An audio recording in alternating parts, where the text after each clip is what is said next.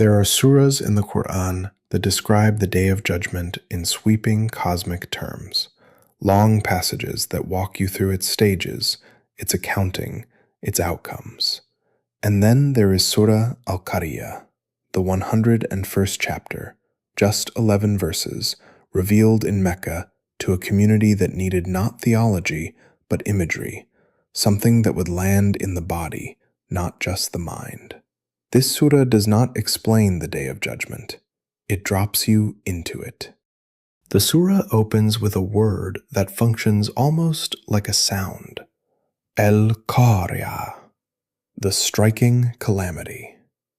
From the root qara'a, to strike, to knock, to beat forcefully. Ibn Kathir notes that Al-Qariah is one of the names of the Day of Judgment, and it was chosen deliberately. It evokes something that hits, that reverberates, that cannot be ignored. It is not a distant event or an abstract concept. It is a blow. And before the surah tells you anything about it, it asks, twice, Mal Qariah? What is the striking calamity? And then a third time, with even greater weight, وَمَا أَدْرَاكَ مَا الْقَارِعَةُ? And what could make you conceive of what the striking calamity is?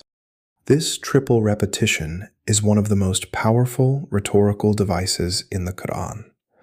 Al-Qurtubi explains that the question is not seeking an answer. It is producing awe.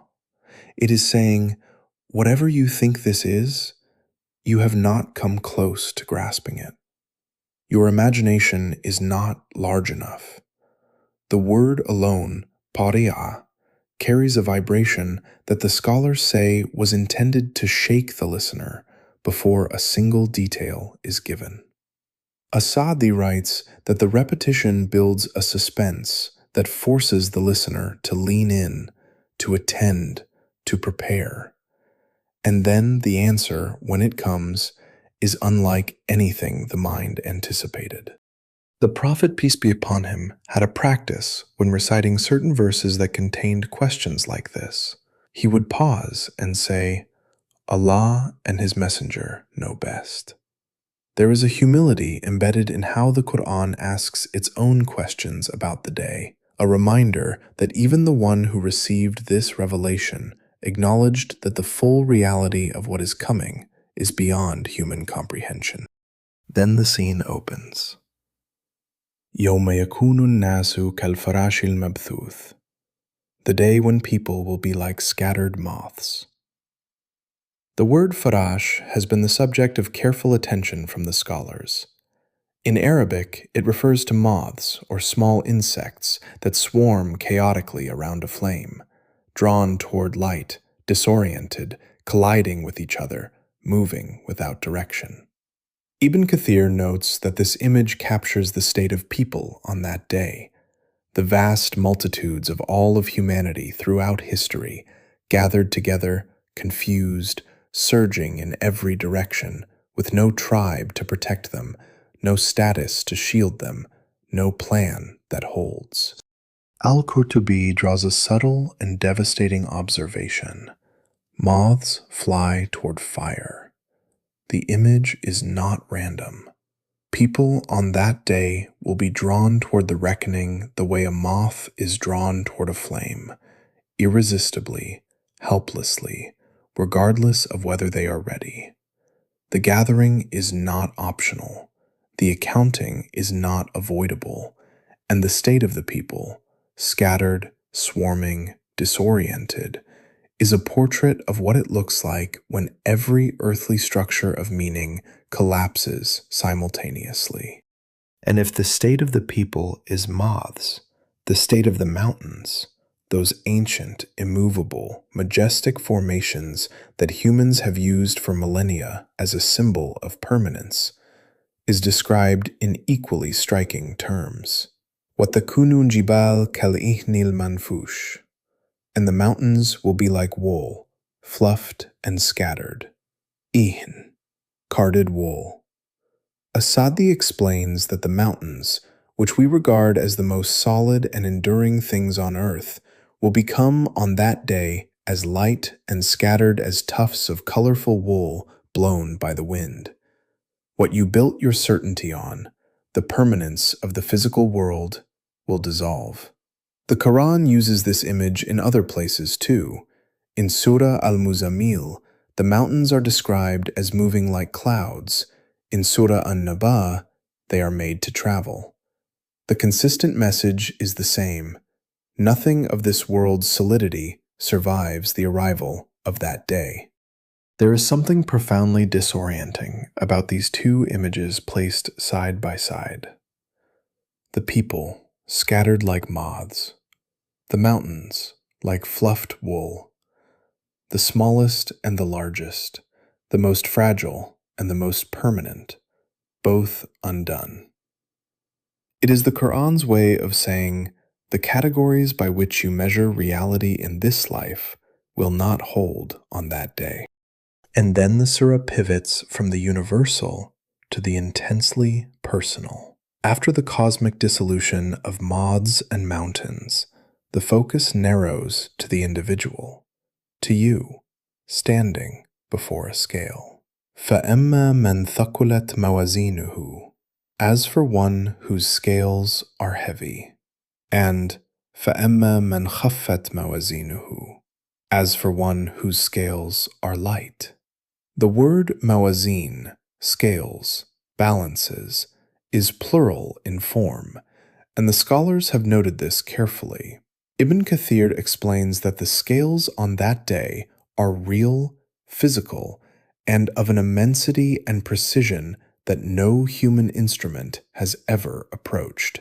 Every deed, every one, is placed on them.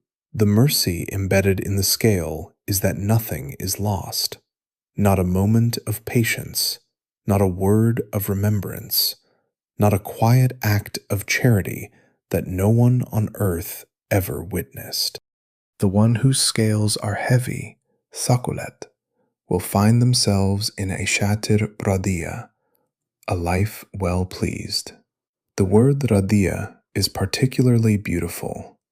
It comes from rida, contentment, satisfaction, the state of having arrived where you were always meant to be.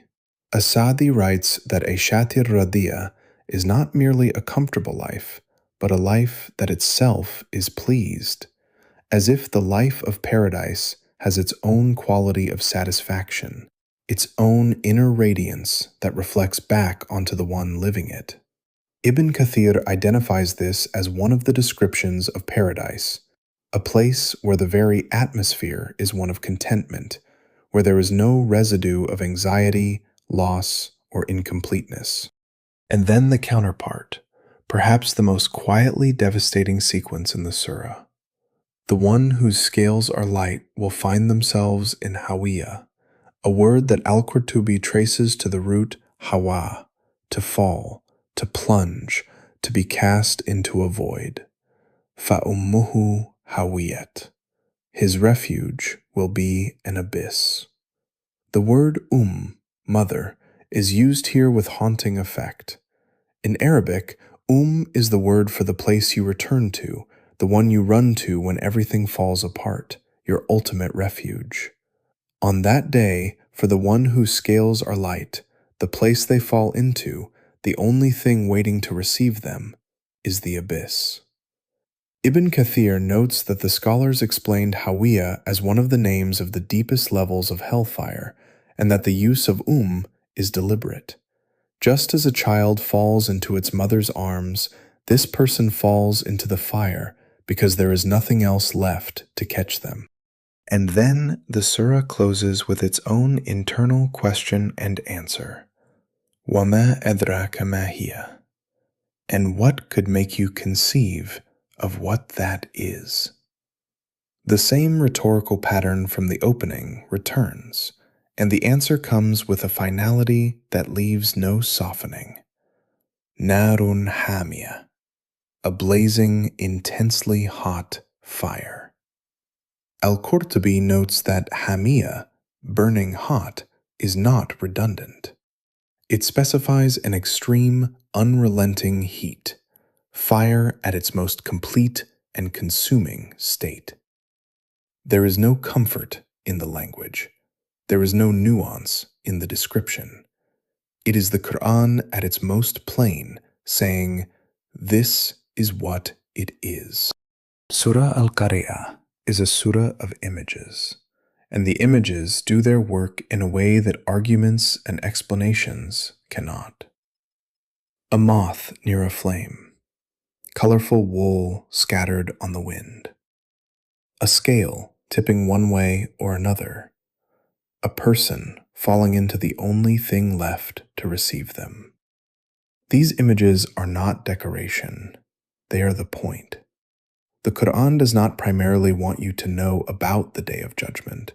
It wants you to feel its reality, to carry it somewhere inside you that is deeper than the intellect, so that the choices you make today are made by a person who has already, in some small way, stood before that scale.